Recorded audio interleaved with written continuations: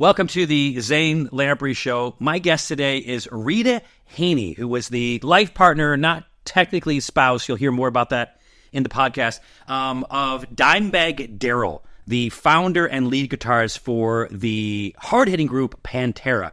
Dimebag Darrell was, his life was cut short by was it a fan? Technically, on stage, it was an assassination or a murder. It was a horrible thing. And Rita tells the story from her perspective for the first time ever on a podcast. You have to listen to this. It's incredibly interesting. And then we talk about her new whiskey, which is Black Tooth, which is in honor of Dimebag Darrell. I'm doing stand-up on the road all the time. Come catch me live at zanelamprey.com. Okay, here's the show. 1, 2, 3, 4.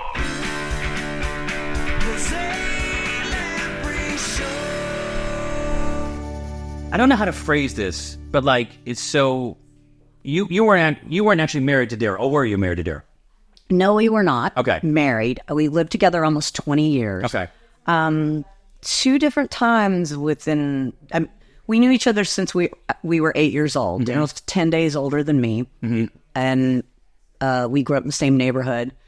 I had a cousin that lived just around the corner, and so after school, we would always stay over there until my mom would get off work and come pick us up. So, Were you guys rebels? yeah, Yeah? I'd say so. Okay. Yeah, I pushed him off his bicycle the first time I met him. So, Well, that's just being a girl. Yeah. How old were you when you had your first cigarette? That'll determine it. I tried cigarettes in 3rd grade. Okay. Yeah. Perfect. And Darrell? First grade.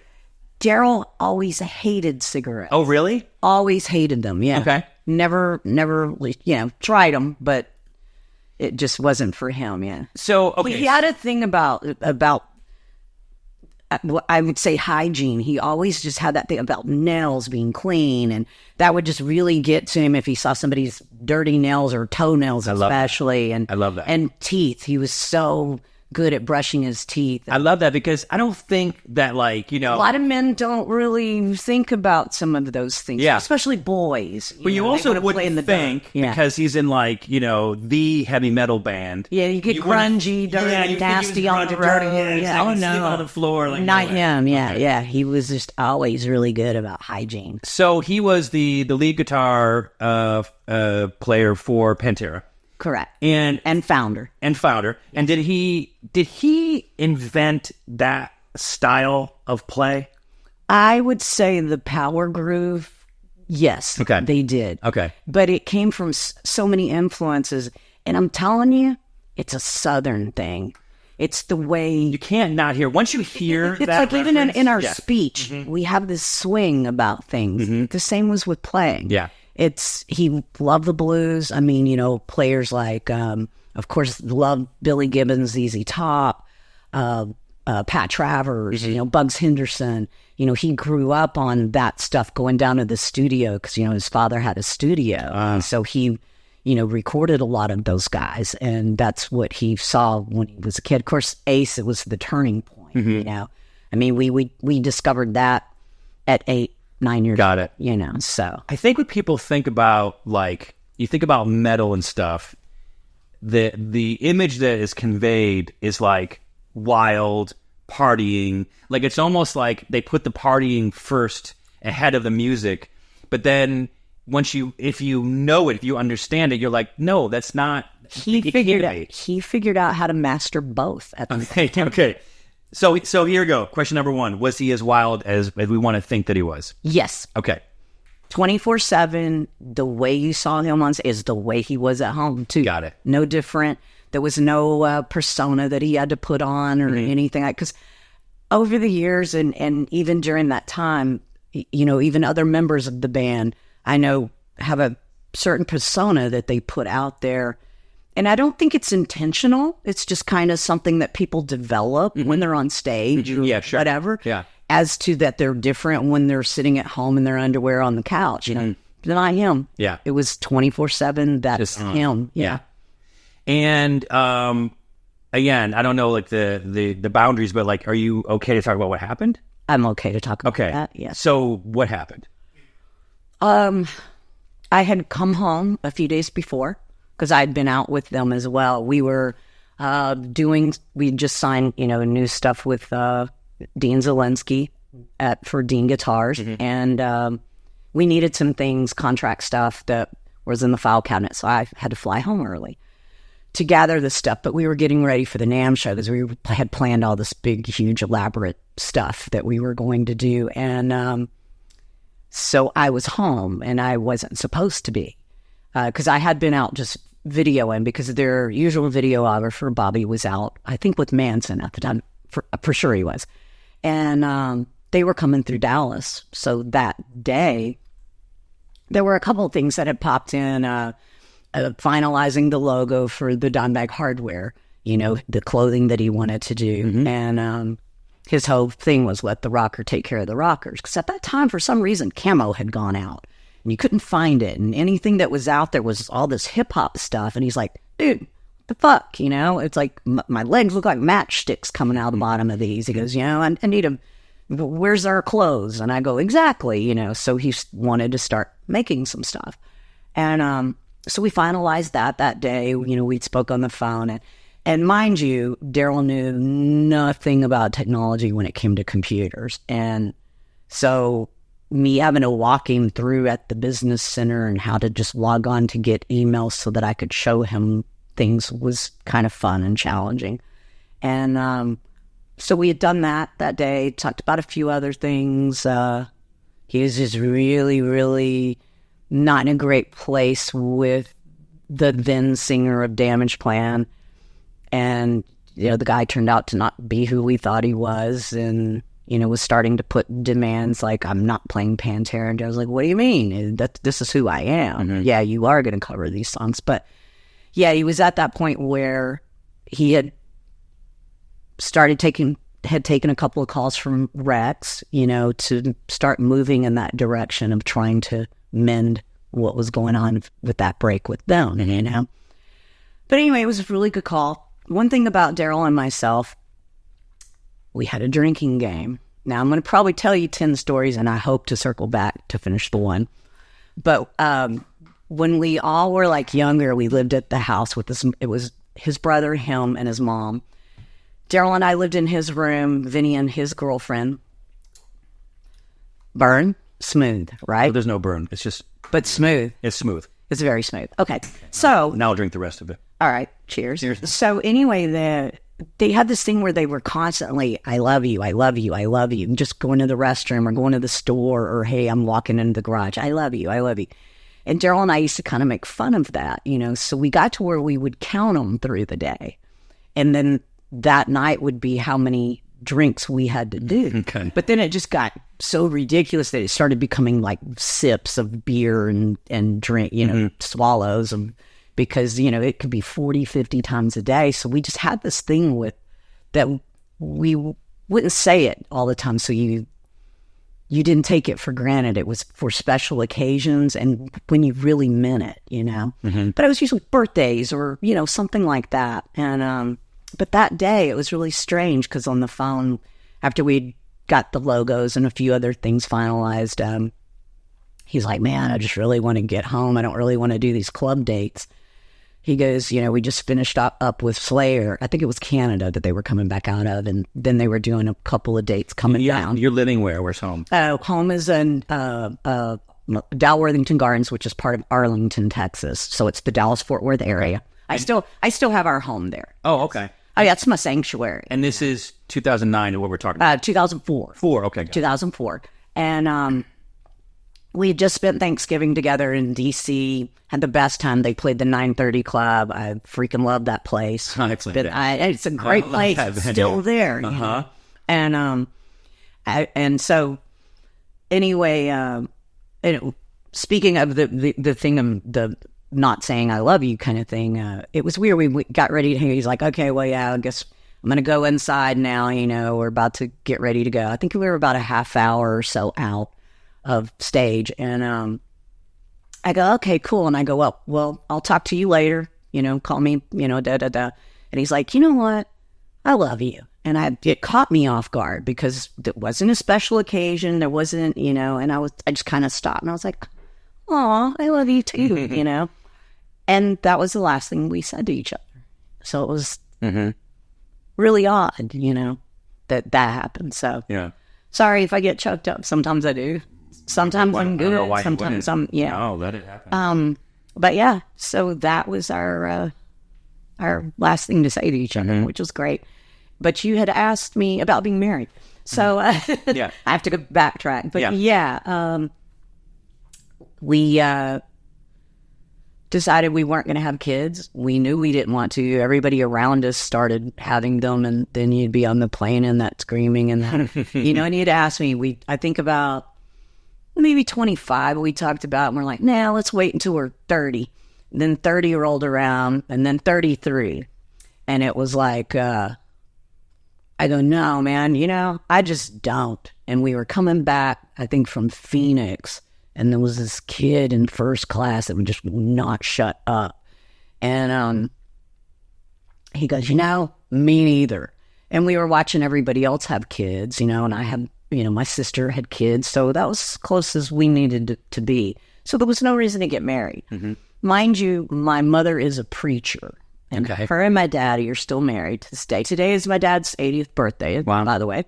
And she was constantly, when you going to get married? And the more she asked, the more I pushed back. We just had this, didn't need the middleman. We were one-on-one with the man upstairs. Yeah, we have, yeah. Yeah, there was no reason to change anything or do anything. Now, I will say, after everything I've been through since he's been gone with, his family, just different lawsuits, things like that. And people get crazy when it comes to stuff like that. They're not who you think they are when it comes to any kind of money or, something that they want. And I've, in hindsight, that second time when he asked me, you want to be married? And I'm like, no, there's no reason to change what we had. I should have said yeah and never told anyone and just kept it. Just because legalities, I would tell someone today, legalities to protect the person that you love or your people, or do it, because you need a contract. Yeah. Just need a contract for everything, But that day, we'll circle back to that. Right. Yeah. After that, we were going to, Manson was playing in Dallas, and Bobby Tongs and Guy Sykes, the TM for Pantera, were both on the crew. And so we were all going, and it was me, a couple of friends, my sister, her husband, and I'd hopped in the Cadillac Rock Box and was backing out of the garage, and my phone was ringing, and it was like some 708 number or something like that. And I never would answer calls of someone I didn't know.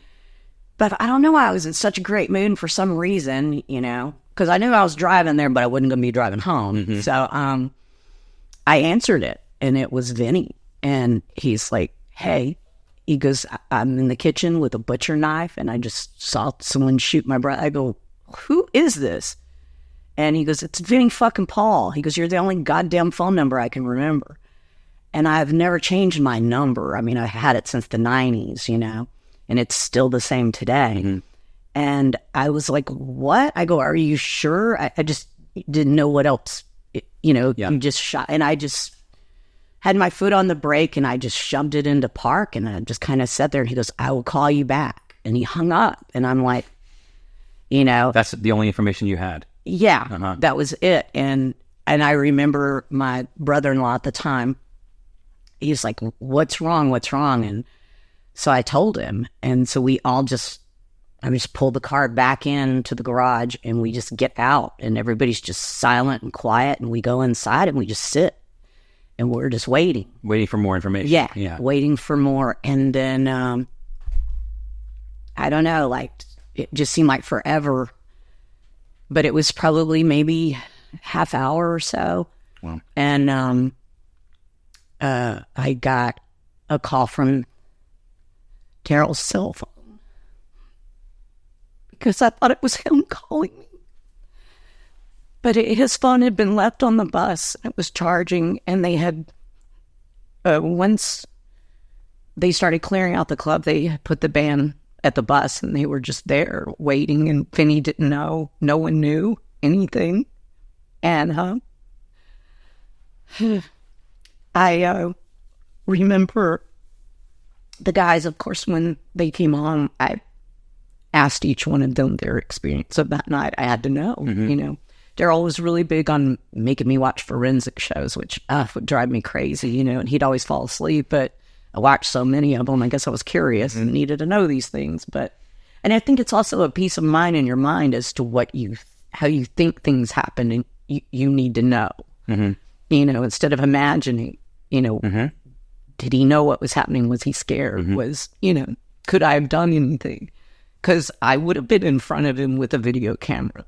And you think, would I have seen this person coming? Could I have thrown that camera? Could I have, you know, but you think all those things. Sure. And so, but I remember a couple of the guys telling me, they go, you know, we all were looking at Darrell's phone going, who's going to call Rita?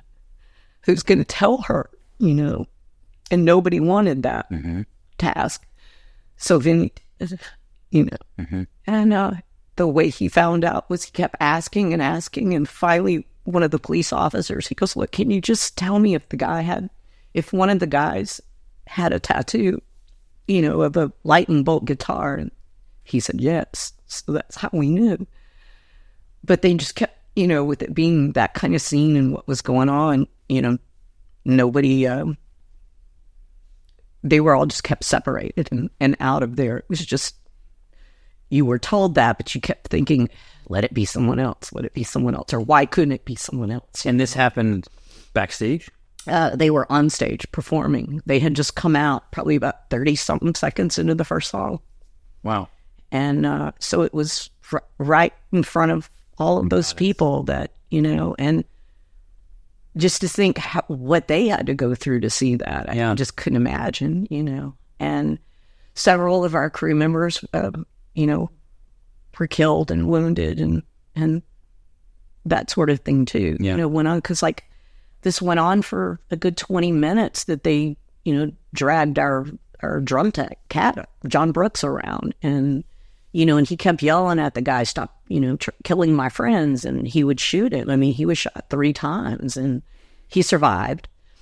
Our acting TM at the time was shot in the chest. Our security guy was killed. One of the guys from the crowd, who was a paramedic, he was like 21 years old, new baby, had jumped up there to try to, you know, do CPR. He was shot and killed.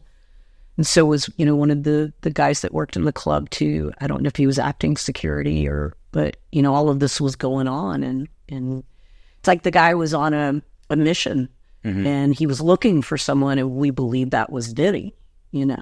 And from what we gather after, you know, through the investigation, was that he had been discharged from the military. He was an ex-Marine. I guess 1 year into his term, after being trained and, you know, to do what he does, they figured out he was schizophrenic and pulled him off of active duty, put him behind a desk, but monitored his, you know, meds, and he saw a psychiatrist. And I guess during those talks, he talked about how the band was, had started, you know, through their lyrics, telling his thoughts to people, and he needed to put a stop to that.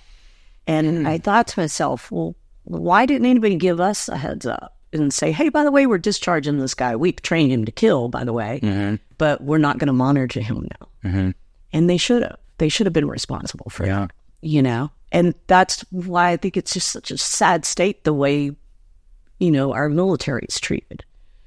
Like they're used up and thrown away. It's just, you know, we got to be better people than that. I think that's a very enlightened perspective on it. It probably took a while to come to that conclusion, because it's like, I don't even want to know that person's name, because I don't want to. I don't say it. Yeah, I wouldn't either. I don't want to give that person. They don't get that. Yeah, I agree. That recognition, you know. And it was 20 years to the date that what happened to John Lennon.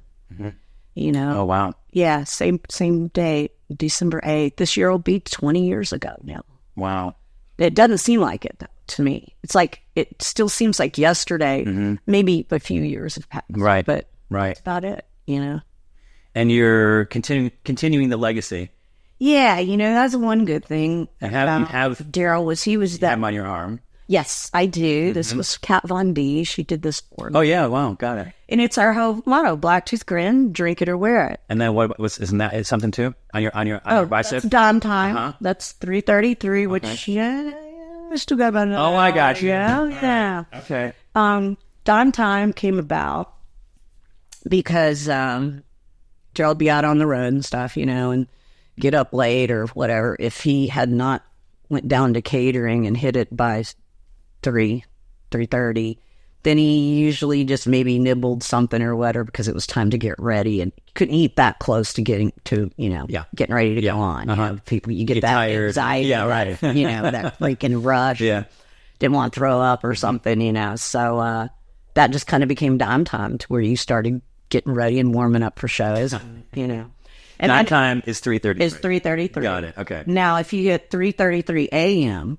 and you go in, Is that also dime time? that is a dime time, but it has its significance. Okay. Which is, it's 3:33. Do we keep going, or is it time for bed, dickhead? Yeah, right. Right. So, and usually we try to be time for bed, dickhead, but then it would go. So. Because you knew if you crossed that 3:33 threshold, it was going to be a sunrise coming up, Was he / they drinking during the show? Were they riding the boats with it? Before and during and after. And then what is that after? Does the after is it's kind of like, for some people it's like the cool down. For some people it's like, but you come off of that high, and there's no way you're going to go to bed. Yeah, I mean, you can, especially Darrell, and they were really well known for their meet greets. Not how things go today, where you did that before the show and people come do these photos and whatever. Yeah, there was a party, and they'd go in, they'd discuss the show. No one came into the dressing room until it was time. Once the band had their thing. Okay, sometimes it'd be 10 minutes. Quick shower. Yeah. And then off to the meet greet. Sometimes it might have been discussed a little bit longer, just depending on if there were any technical difficulties, anything like that. And then they would hang. It was meeting everybody and hanging and talking. And who could get into that party? Over the years, you have friends, you have people you hook up, right. kids that are waiting outside, or, people you feel bad for coming industry, if you were, Vinny and, some of the other guys, it was all the chicks that they'd pass out the passes for, and, that is something crazy was, when we were leaving Darrell's funeral and going over to the memorial, we were all piled in the limos, the cars, and I don't know, it was like 10 or 12 of us, me, Vinny, and, I remember, crew guys and stuff, and Vinny goes, you know what? I go, what? He goes, my brother never cheated on you. And I go, I know that. But he goes, no, I'm telling you, he never did. I go, I know that. But that's something rare that I just don't think many people could ever say, especially knowing that he could have whoever he wanted. And I knew that, But he just wasn't that guy. Was the funeral at 3:33? Yes. But we put that time, but we didn't start it until after, because Vince used to constantly get on to me and Darrell, because we ran on dime time. We were never on time to anything. I showed up 4 minutes late here, I think. And it was 3 when we got here. I think you're fine. You were fine. But you're going to be late to your own funeral. So we made sure that he was, So that's amazing. Oh, wow. Yeah. That's thank you for sharing that. Absolutely. That's good to know. I mean, so Tyler, I love Pantera, but Tyler and then my opener are they love it. So when I'm doing stand up, and we'll have shows where we're setting up, and I would think maybe you think something light and easy is going on in the background. No, it's Pantera. You're get it right. You want to get the energy up. It's Pantera. So they're there are a lot of bands that have voiced over the years that what Darrell means to what those Pantera home videos mean. I mean, there are bands even like Nickelback. When you walk into Chad's dressing room, that's what's on playing over and over is the Pantera home videos. That's what they get. My wife psyched up was to go. singing it. She's disappeared somewhere in the house, but she was singing to Pantera as she walked away. Yeah, it's that good time. Yeah. The second you start seeing it, you want to join in, you want to party and go too. Yeah. Something else that a lot of people don't realize, I know some have this thing that they think Darrell was 24/7 boozing and that today he wouldn't be. And it's like, I'm 10 days younger than him. I'm still going. Yeah. But when you say drink responsibly, it's not about just getting behind a car. It's about drinking your Pedialyte, your electrolytes. And Darrell was the one who started the whole Pedialyte thing back in the 90s when that was not a thing, And I remember Sully from Godsmack was like, that's who turned me onto it. And David Draymond from Disturbed. And, Man, that's for babies, man. Yeah. And it's like, but we were in the grocery store and I was like, I wonder if this would be good for hangovers. And I go, what? I'm on the paper good aisles and pulling all the 3-ounce cups off the Solo bathroom cups for shot cups. Okay. And behind us on that, on the aisle right behind it is all the baby stuff, and he was over there reading it. I'm like, I don't know, wasn't anything I ever had to buy because we didn't have any kids. I didn't know much about it either, and I start reading it and I go, it's got all the symptoms. The description's pretty good. Yeah. So that's what we started doing, and then there were times, where we were still going pretty late from the night before. And didn't have time to really get ready for you'd had Pedialyte shots. We'd have Pedialyte with our whiskey to hopefully put something back in as some hydration back in there. Yes, So. Did you ever try an IV? An actual liquid, like the Rock Docs would come out, hydrate. Yeah, there were times that we had to, and I just was out there, coming for few days just to hang, but that first night, Rock Dogs, it's amazing. Yeah, I had one of those. Right now, I'm working on my memoir, and it's interesting. I just stand up now. I did a bunch of TV shows where I was traveling around the world drinking, and I had some pretty interesting experiences. But like, I one time went on the road. I was going on tour to do stand up, and I was doing 57 stand up shows and 81 days, something along those lines. And the line producer called over to the house, a doctor. And this was not this house, it was a condo, but there was 15 people. I wasn't going to get an office to like pay rent for when I'm on the road. Right. So everyone's filling my house, all kinds of tour managers and all this stuff. And then the line producer called in which I called him Dr. Feelgood, but I'm now changing the chapter to Rock Doc because it makes so much more sense. Rock Docs, because he's like, "What do you think?" And I was like, "I didn't call the guy in." I'm like, "I don't know, maybe some like zithromycin, something in case I get like a you always want to get a Z-Pack. Yeah, Z-Pack, whatever. Yeah. And he's like, "Well, what are you thinking about?" I was like, "Well, he's like, what are you concerned about?" I go, "Well, honestly, I've never done the tour bus thing. We'll be on a tour bus, sleeping on a tour bus. So you're afraid you might have anxiety or can't sleep. Yeah. Yeah, that's exactly right. So what did he write me a prescription for? Xanax and Ambien. I figured it was Valium or Xanax. Yeah. So he's like, take this Ambien. Man, Ambiens are a little dangerous. I took them like one at a time, and it was like a tranquilizer to where I was sleep. If you don't go right to sleep, but I also slept for like almost 3 days, and they were concerned about it, and I never took them again. I was like, I can't take this. Oh yeah, they can be heavy. So I took that. He goes, take the Xanax to fall asleep, and take the Ambien to fall asleep. Take the Xanax to stay asleep.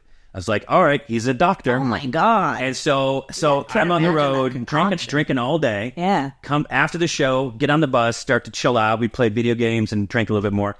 And then I take, my wife was on tour with me. She's like, here, take what the doctor said. Take your Xanax, take your Ambien. Take it, lay in bed. Half an hour later, fall asleep. The next day, wake up. I didn't even remember if the bus ever left. It's all blacked out. Yeah. I go and I open the front door of the bus. I'm like, in a new city. That we're here? I figure out where the Starbucks is. When did we move? Yeah. That's exactly right. And I did that. I didn't get sick. I don't remember a hangover. It was kind of magical in a way where I probably shouldn't tell people that it was. But then the tour ended. I get home and now I'm addicted to these things. Ah, yeah. And it was like, it was a month. It was a rough month. Thankfully, I'm not Right. but like trying to like come off of it. Yeah. And you're supposed to wean yourself and all this kind of stuff. But I was like, Yeah.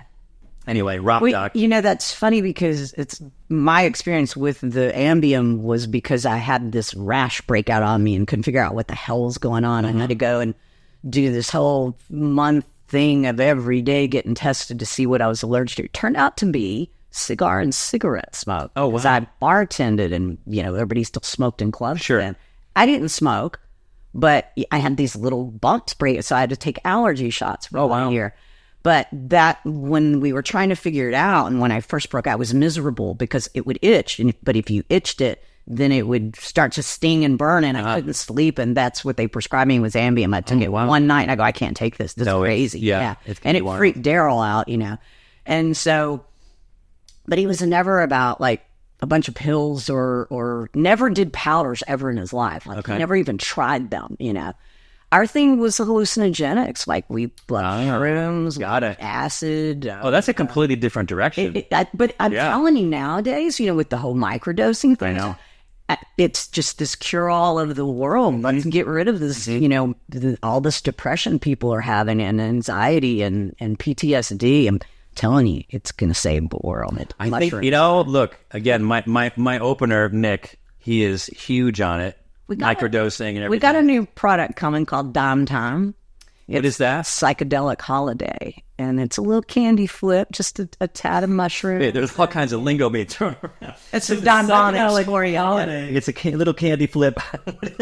break that down. Or is that all you want to say? That's okay. No, it's all right. It's just a little hint of MDMA that is with your shrooms to help you transition in, but you're just happy and you just microdose all day. It's not, I mean, you can actually, you know, take it to party and in the form of gummies, chocolate. Got it. And, nice. Yeah, got some good chocolate too, but that will be debuting at Aftershock. And where can that be sold? What states? Well, once she comes to the website, then you'll learn all. Got it. Roger that. Okay, I got you. Okay. I mean, because, you know, there are legal states when it comes, especially to our vulgar display of flower products that are coming. Yeah. And there's loopholes. There are loopholes for shroom. Yeah. And there is none. Weed. There's this thing called and then it's hemp. Okay, got it. Okay. Hemp products. Yeah. There are loopholes. Yeah. So I'll tell you this funny story. I was I invested in this weed company called Golden Seed, and they're based out of Santa Cruz. And so my wife was up visiting her sister in Palo Alto. And I said, instead of coming down the 5, can you just take a little bit different route, go through Santa Cruz and pick up these big bags of hemp? Yeah. Because it was like April 18th, right? Mm-hmm. And I said, I want to do like a photo for 420. I want to fill the tub with weed and be in there and having a drink. I love it. And so you probably know the difference there is no difference between hemp and like cannabis except for the amount of THC, which is something that's it's not visible. They smell the same, they feel the same. Exactly, yeah. You can't tell the difference. Right. And so I said to my wife, like, can you pick up these 2 big bags? They're big, clear trash bags. I said, but she's got a little bit of a lead foot. I was like, when you're driving, just keep it at the speed limit. Yeah. She's like, why? You said it's hemp. I was like, yeah, but how do you explain that to the cop? They're not going to believe you until, you're going to get arrested. You're going to go in jail. Yeah, exactly. And they're going to have to test it. Yeah. And then we're going to have to go to court. 40 pounds of weed transporting. And she's like, all right. So she did. So she drove normal and she drove down and I got to do that. Then I was like, what do I do with this? I have no use for this. You can't even smoke it. So I just dumped it in my compost pile, which is in my backyard. Oh, wow. And I come out one day, and I see my gardeners back there.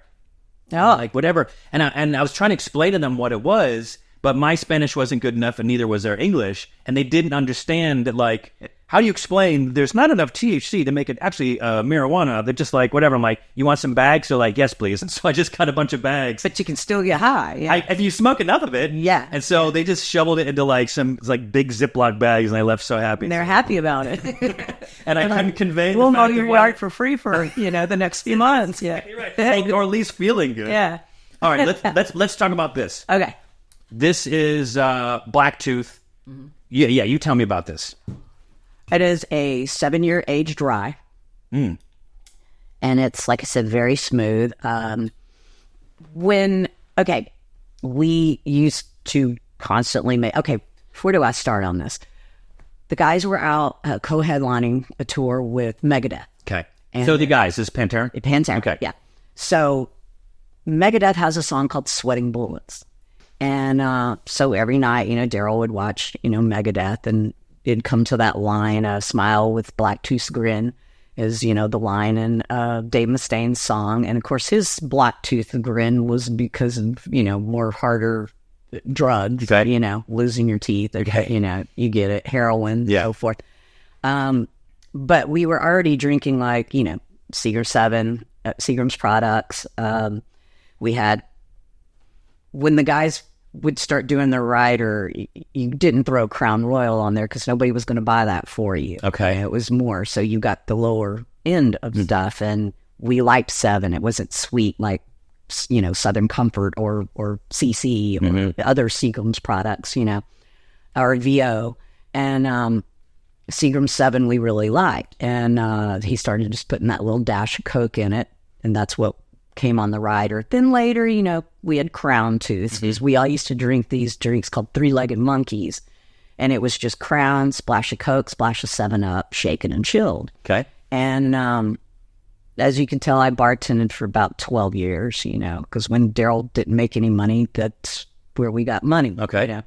And in Texas, bartending, you could rake bank. I mean, you could make some cash, And anyway, so then Crown Tooth and 7, or the OG Blacktooth, kind of evolved into you could make a Blacktooth out of either or. And it is either or. It's not a shot of Crown and a shot of 7. A lot of people mistake this. I've even heard Jägermeister being put in there. It's like, no, ew. It's just a splash of Coke or a dot of Coke, as Darrell put it. Okay. But anyway, there was a reason I was telling you this about. Oh, geez. Okay. So then it got to where when we're mixing them at home and stuff, I started because at first I liked the sweetness of Crown, but we didn't get it on the rider. So when I'd come out there, then it was 7 that I'd have to drink. And I, being a chick and just being a whiskey thing, I wasn't my thing at that time. And so I started putting other little things to help smooth it out, from vanilla to cinnamon to, honey, that kind of stuff. And so, we experimented a little, but to smooth them out and make what we liked as the Blacktooth Grin. Oh, and I didn't tell you, so that's where Darrell took that. That was because it was that color that was his Blacktooth. Got it. So he named his shot Blacktooth Grin. And then, anyway, I forgot to finish that part. So we're drinking. Yeah, then, and over the years, I don't know how many times they had pushed for management to reach out to Seagram's and to Crown and stuff to do it, to support them on as much as, they've sold Blacktooth. But they always turned us down. And then I just happened to I was at this showcase and ran into our distillery guys. And they're a small family boutique distillery. And we got to talking, and I explained the whole situation and how I've, drank Blacktooth for, I guess, 90s. So we're talking, 30, 40 years. I forget. I've got a birthday coming up this month. I'm going to be 58. Wow. No shit. Are you for real? Yeah. Okay. How old are you? Well, do you want to guess? I was going to say maybe 47. 52. Thank you. Kick ass. Okay. And I was reminded of that today because I was talking to my agent. You're that 52 pickup. I'm 52, survived past my dad passed away when he was 52. So this is that year where if I just get through this, live past that legacy. But I was talking to my agent today, and there's a manager that we were thinking about taking on, whatever. And the guy said it, I don't know, Tyler's back there. It's like, and I assume he meant it in a nice way. He's like, I'm all set with guys 40 to 60. I'm like, what the fuck did he? He's like, we're looking more for up and comers. I'm like, oh, and it just makes me want to go, I don't think about my age. Yeah, see, I don't You remind me. Like when I said 52, I'm like, am I? I do that all the time. I'm like, yeah, they're older and shit, like 50 something. I'm like, oh wait, shit, so am I.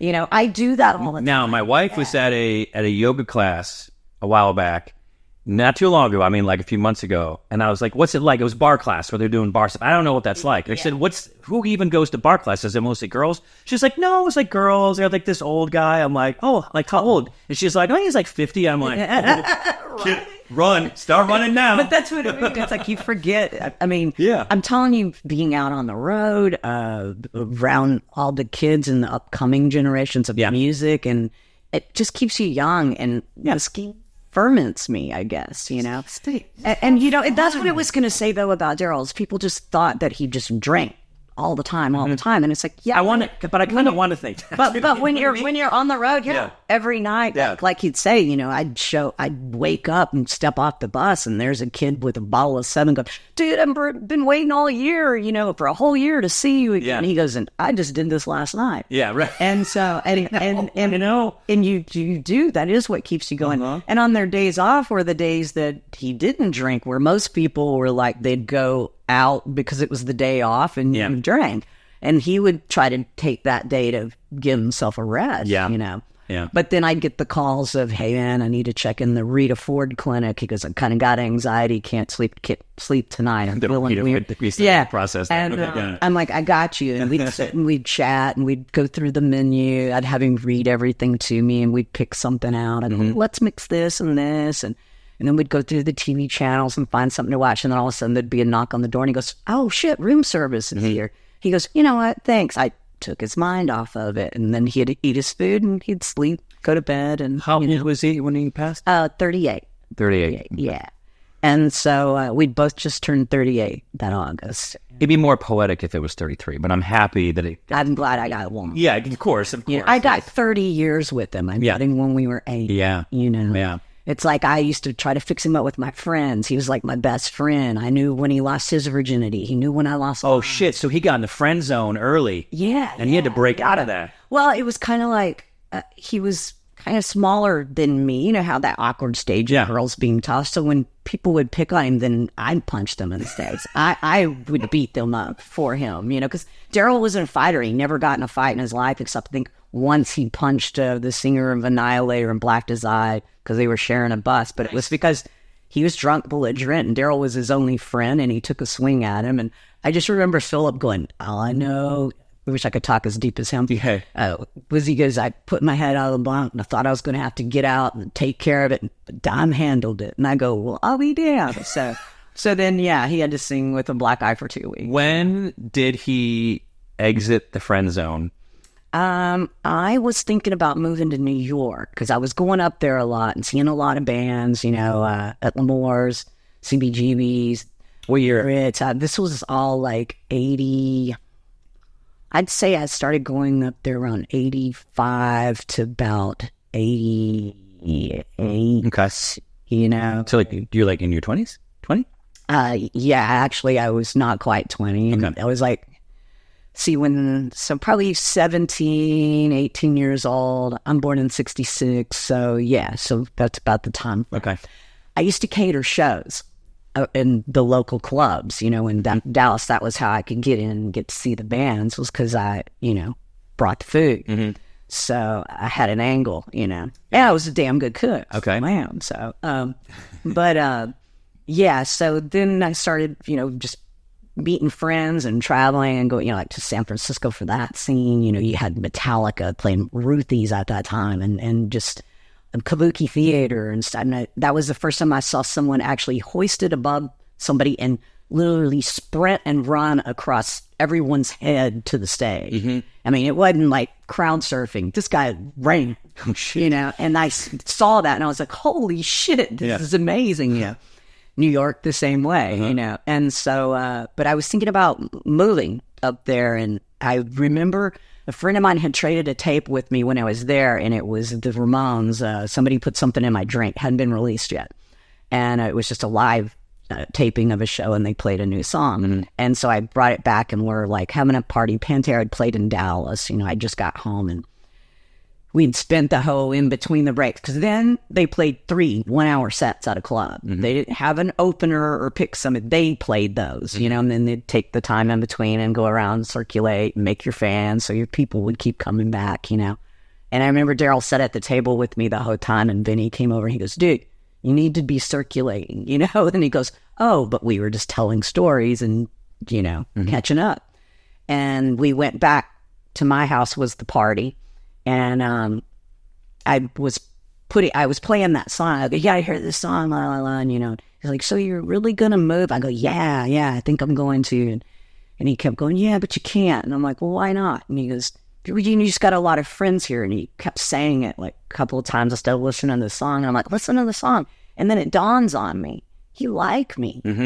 Huh. Do I like you? I don't know. You know, and we had so much fun that day. And then... Which is what it's about. Yeah. And then the next night, Malice was playing Dallas. And at Deep Elm Live, or no, it was Tommy's Redo back then. And we all went to the show. And I remember being in the lobby and Philip coming up to me and saying, hey, I'm having a party later. I want you to come. And I go, you know what? I think I'm just going to go home. You know, I think I like Darrell. I really like Darrell, and I don't think it'd be good for me to go to your party, you know? And he goes, all right, if you change your mind. And I hug him. And as I'm hugging him, Darrell comes out of the lobby bathroom and sees it and just leaves. And I'm like, well, shit. No, that's because of you, buddy. Yeah. And so, I don't think anything else about it. You know, we hang out with the guys in Malice. Everybody has a blast. And I go home, get dropped off. My phone's ringing. Now, mind you, then, no answering machine, so nothing. It was just, you just call it, let it ring until somebody answers. That's right. You know? And, you know, it was my phone in my bedroom. And my parents every weekend they'd go to this little trailer house that they had on the lake. My dad would always go fishing, you know. And anyway, so I come in, I answered my little purple Conair phone because my room was all purple and black. And I answer, and it's Darrell. And it's like, hey, didn't think you'd be home. And I'm like, then why are you calling? And he was like, well, you know, I thought you'd be at Phil's party. I go, no, actually, I told him I like you. And he goes, oh, well, then I'll be over to pick you up in 20 minutes. And I go, okay. He goes, well. And shake the attitude. Yeah. And he says to me, he goes, well, I haven't been seeing anyone else. And I go, okay, then I won't either. And that was that. So I give Phil credit for actually pushing us together. Yeah. You know, because I remember when Phil first joined the band, Darrell was like, you know, Phil was going, yeah, you know any chicks? He's like, oh, yeah, I know there's one really cool chick, and he tried to fix us up, you know. But then I didn't think he wanted us to be fixed up after that. So it was kind of funny, you know. So I credit Phil for making that happen faster, you know. But, yeah. I didn't know this podcast would get so romantic. It's pretty, I mean, it's, you know, it's pretty, I'm touching. Well, we'll have this before we go, but I know you asked me some other question. I told you I'm the worst at straying off. You kidding me? No, this is a great conversation. I'm so. Oh, I know what it was. Yes. I was trying to explain to people, that he didn't drink 24/7 like you think. I mean, and I said I want to think that. Yeah, well, I mean, he did when he was on the road. Got it. But it's like he tried to do things to take care of himself too, you know. And but when he had come back, well, like I was saying, the Pedialyte. Oh. I thought he's going to the gym. He's just hydrating. A lot of people didn't know he did this too. That in between drinks, and this is something that I do, is you put water in. Oh wait, which one are we trying? The leaded. The leaded. Okay. So this one's the 19 grams of sugar. Okay. Cheers. Cheers. Okay. See how smooth it is. That's nice. This one's my favorite. Okay. The sugar-free is. This is for the pink beard in the sky. I want to wait till 3. So it's either we're close. Yeah, we're close. Drink it or wear it. You know? Oh wow! I think I might like that one better. Me too. Oh, okay, got it. I like it better too. The sugar-free. This is sugar-free. It's sugar-free cola and this. Yes, and 7 year. So 7. the reason the whiskey is Blacktooth is because that's an ingredient in a Blacktooth grin. Got it. It makes it a Blacktooth grin to have cola. Yeah.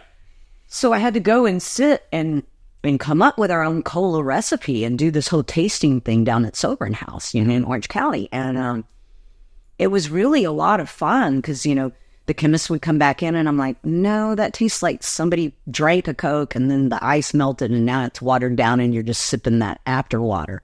I go, it needs some more burn. It needs to be sweeter. And so it was really cool. The second I'd give what my palate thought, she'd go fix it and come right back. Oh, wow. Yeah. So it was really cool to do that. And at the time, there was several people sitting around this table. I didn't realize that one of the fellows that was sitting there actually owned this company. Mm-hmm. And he happened to be there that day and was sitting in. And he goes, you have a really good palate. And I go, thanks. I go, I like to cook. Yeah. So I can taste something and go, oh, what that got in, it's got this, this, this. Yeah. Because that's always what my mom has done, was, the food industry. Yeah. And anyway, but yeah, so it wasn't as simple as putting the black tooth into the can and pouring Coca-Cola in, because that's trademark. Right. You had to come up with our own cola recipe. Ah, got it. And so Darrell and I, at home, we have several versions of it's a white fang, there's a root canal, there's pink beards. Because as we would run out of colas and things to be mixing through the night, we'd just start hitting the pantry with Dr. Pepper's Big Red and started making up your own concoctions. And when they tasted good, we gave them names. Yeah. So, yeah. And this. I'll be honest with you. This is pretty good. Like, it's scary. It's scary. It's like Darrell had this thing, about nail it back. It ain't no candy.